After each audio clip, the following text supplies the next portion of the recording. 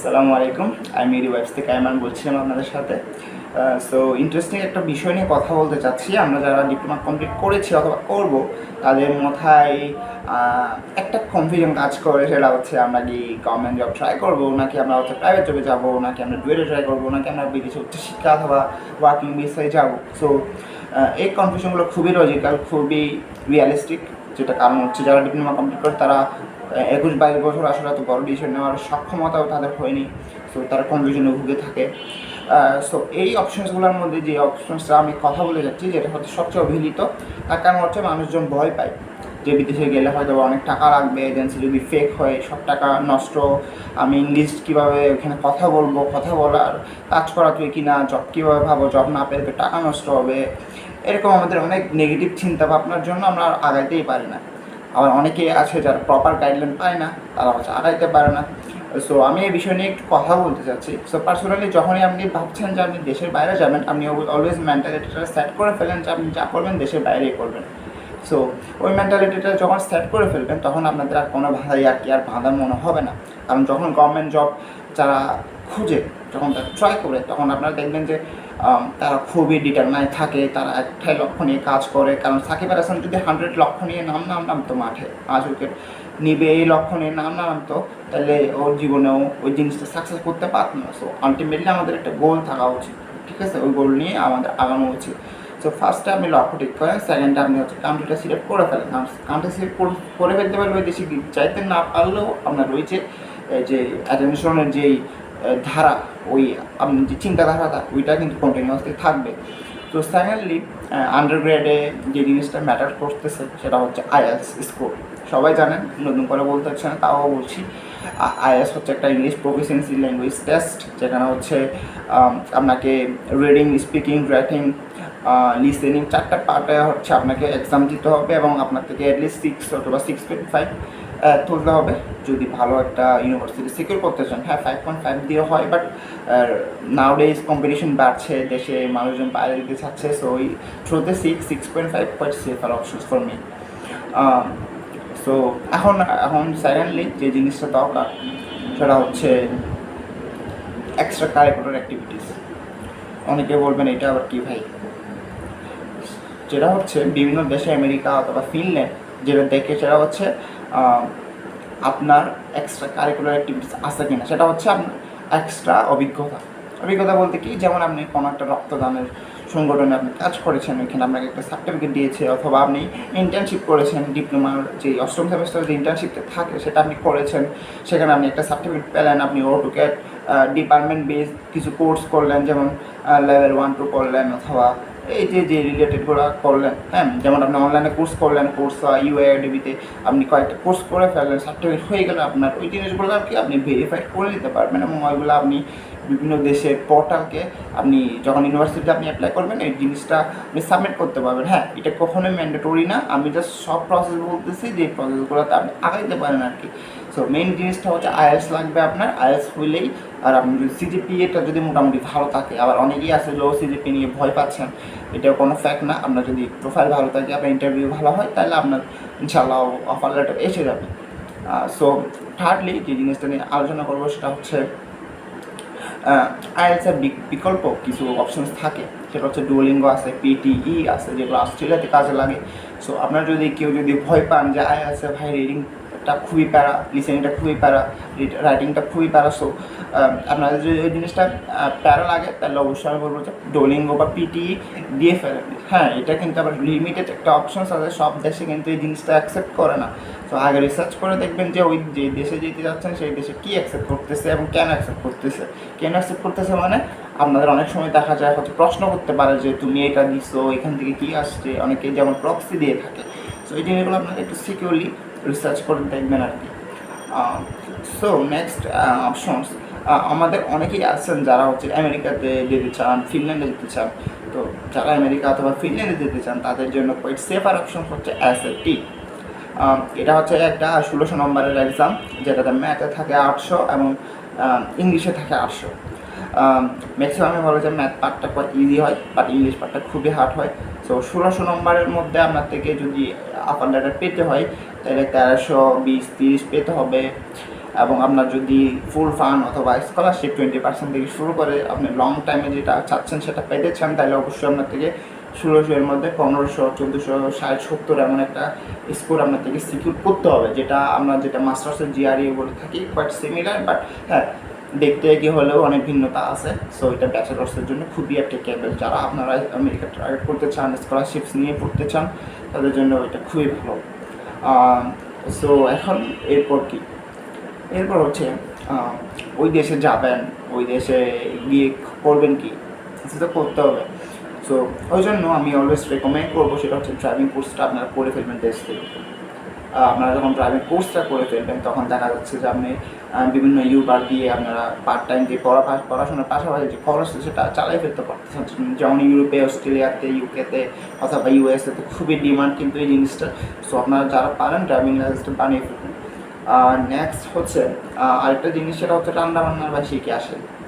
কারণ যখন রান্নাবান্না শিখে আসবেন না, তখন দেখা যাবে হচ্ছে আপনি স্ট্রাগল করতেছেন। কেন স্ট্রাগল করতেছেন? কারণ এখানে তো আপনার মা নাই, আপনার বউ নাই, কেউ নাই। সো আপনার থেকে নিজে থেকে করতে হবে। হ্যাঁ, আপনার বাইরে খেতে পারতেছেন, বাট বাইরের যে খাবারের যে কস্ট, যে হেলথ ইন্স্যুরেন্সের যে কস্ট, আপনি কখনোই মনে হবে না যে আমি প্রতিদিনই বাইরে খাবো। হ্যাঁ, একদিন দুদিন খাওয়া যায়, বাট প্রতিদিনেরটা আসলে হয়ে ওঠে না কারোই। সো এই জিনিসটা আসলে আপনার মাথায় রাখবেন যে রান্নাবান্নাটা খুবই ম্যান্ডেটরি জিনিস। আর আর হচ্ছে যারা আছেন, যারা হচ্ছে কখনো বাইরে থাকেননি, আমি মনে করি যে 2-3 মাস একটা বাইরের একটা এক্সপিরিয়েন্স নিয়ে ফেলেন, যে মা থেকে দূরে থেকে একা কীভাবে সার্ভাইভ করা যায়। হ্যাঁ, যারা চিটাগাঙ্গে আছেন তারা ঢাকাতে গিয়ে কিছুটা সার্ভাইভাল মুড অ্যাকশনস নিতে পারেন। যারা ঢাকাতে আছেন তারা অপোজিট হইতে পারে, অথবা বিভিন্ন জায়গাতে ঘুরতে পারেন। 2-3 মাস থেকে কোনো একটা কোর্স করতে পারেন, অথবা যে কোর্সটা আপনি চিটাগাঙ্গে করবেন সেটা আপনি সিলেটে গিয়ে করলেন। সেম জিনিস, বাট একটু খরচ হলেও আপনার যে মেন্টালিটিটা যেটা আসছে, যে হোম সিকনেস যেটা আসছে, ওটা কিছুটা হলেও কমবে। হ্যাঁ, কারোই হোম সিকনেস কমে না, বাট আমাদের মাইন্ডটাকে একটু ট্রেন আপ করতেই তো হবে যে আমি যদি বাইরে যাবো, একটা লং টাইমের একটা কমিটমেন্ট আছে। সো ওই জিনিসটা আমাদের ভাবতে হবে অবশ্যই।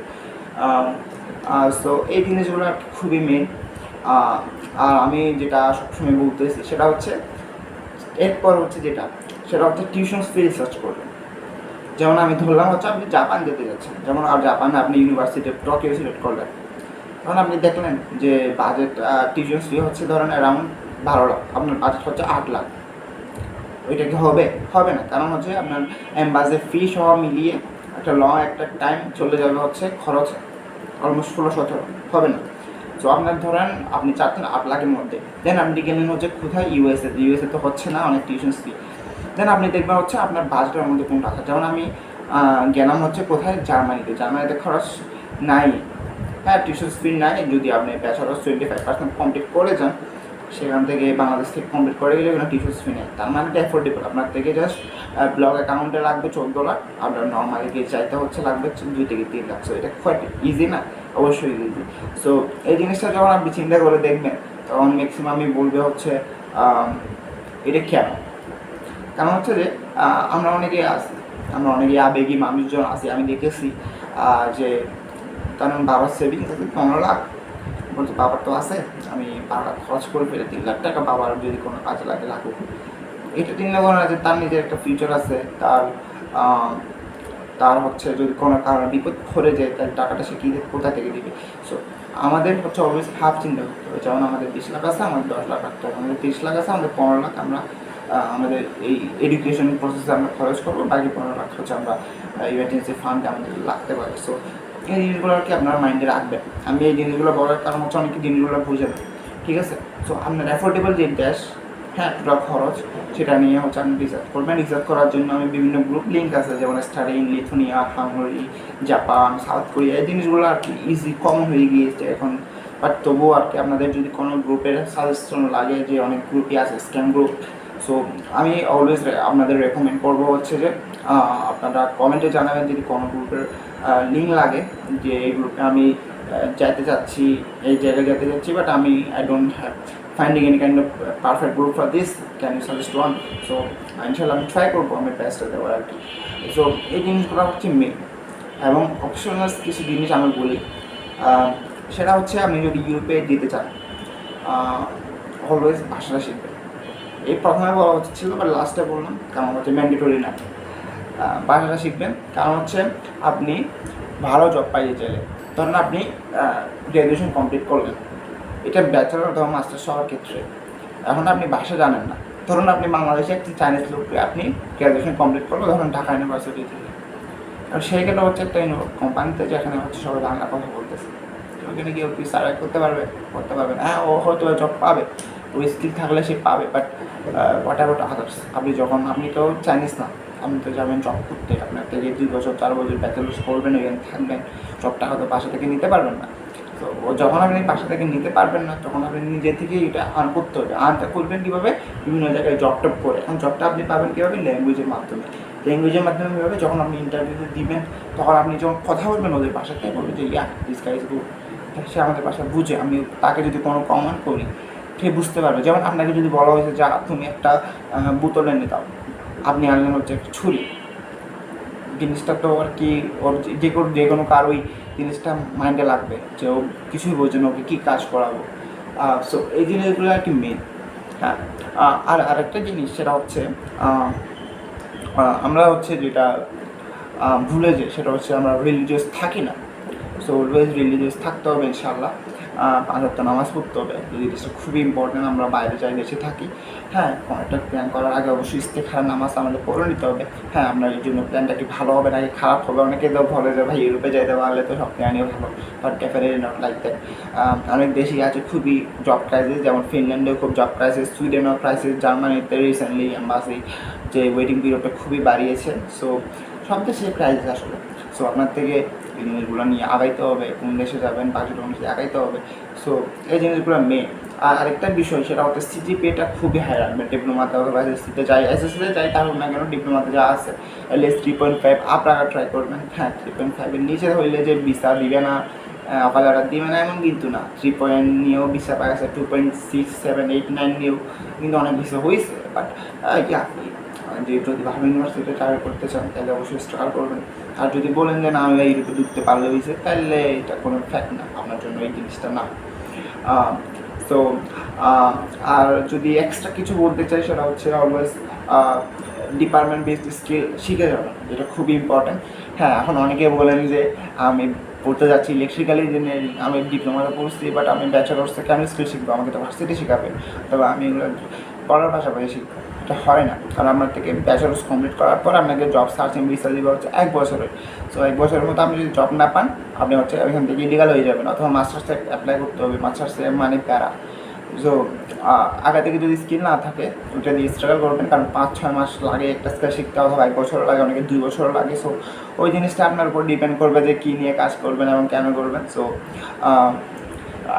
এখন থেকে আর কি ডিসিশনটা নিয়ে ফেলেন যে কী করবেন না করবেন, কারণ হচ্ছে আপনি যদি এই ডিসিশনটা নিয়ে যদি টাইম নষ্ট করেন তাহলে অনেক টাইম সময় শেষ হয়ে যাবে। আর অনেকেই আর কি আমি যেটা দেখেছি, আমার নিজেরও একটা অভিজ্ঞতা আছে, প্লাস আমার ফ্রেন্ডের যে অভিজ্ঞতাগুলো আছে, সেটা হচ্ছে যে দেশে থাকবো নাকি বাইরে যাব, এই প্ল্যানগুলো নিয়ে কনফিউশনে ভুগে। সো এই জিনিসগুলো নিয়ে যখন কনফিউশন আপনারা ভুগবেন, তখন অবশ্যই আপনারা 5 দিন বা 2 দিনের মধ্যে কোনো একটা চিট কোডে নিয়ে জাস্ট লিখে আপনারা হচ্ছে জাস্ট মার্ক করবেন যে কোথায় যাবেন, কী করবেন, কেন যাবেন, এবং দেন প্ল্যানটা শুরু করে দেবেন। ভালো হোক ফেল হোক আল্লাহর ভরসা করে শুরু করে দেবেন।